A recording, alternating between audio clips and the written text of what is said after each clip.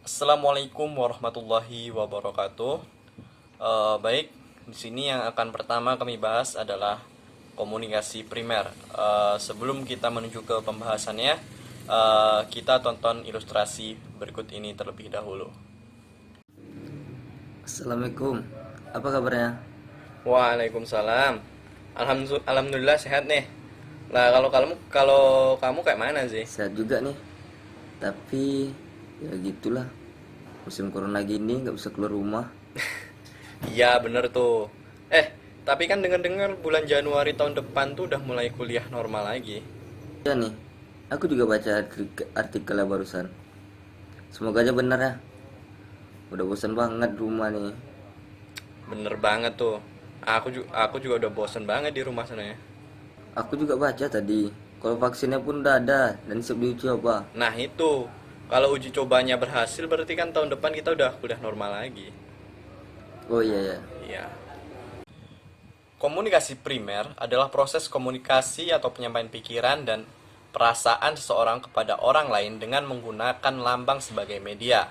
Lambang sebagai media primer dalam proses komunikasi biasanya adalah bahasa, isyarat, gambar, warna, dan lain sebagainya yang secara langsung mampu menerjemahkan pikiran atau perasaan komunikator kepada komunikan.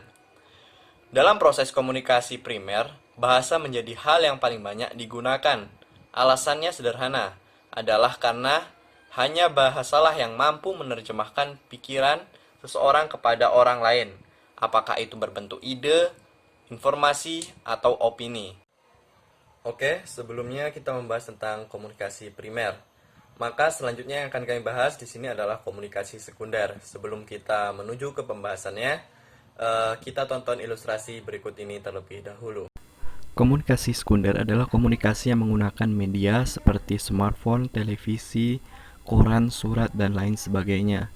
Sebagai contoh di sini kita menggunakan media smartphone dan grup WhatsApp. Yang perlu diperhatikan adalah di sini sifatnya harus tidak langsung, tidak seperti video call yang sifatnya adalah langsung dan real time. Oke, jadi komunikasi sekunder ini memiliki dua kelemahan. Yang pertama adalah dia target atau sasarannya bersifat umum atau tidak jelas. Sebagai contoh di sini diberikan sebuah pesan yang ditujukan kepada kelas A3 yang mana tentu saja di grup ini tidak hanya kelas A3 saja isinya, melainkan ada kelas-kelas lainnya. Sehingga akan terjadi dua kasus. Yang pertama adalah pesan ini akan tepat sasaran dan yang kedua adalah pesan ini tidak tepat sasaran. Yang kedua kelemahannya adalah akan terjadi delay pada feedback atau umpan balik. Di sini pesan disampaikan pada jam 8.15, akan tetapi baru terjadi umpan balik atau feedbacknya pada jam 8.36. Kemudian dibalas lagi pada jam 8.57. Nah, di sini terjadi sebuah delay. Sesuai namanya, yaitu sekunder.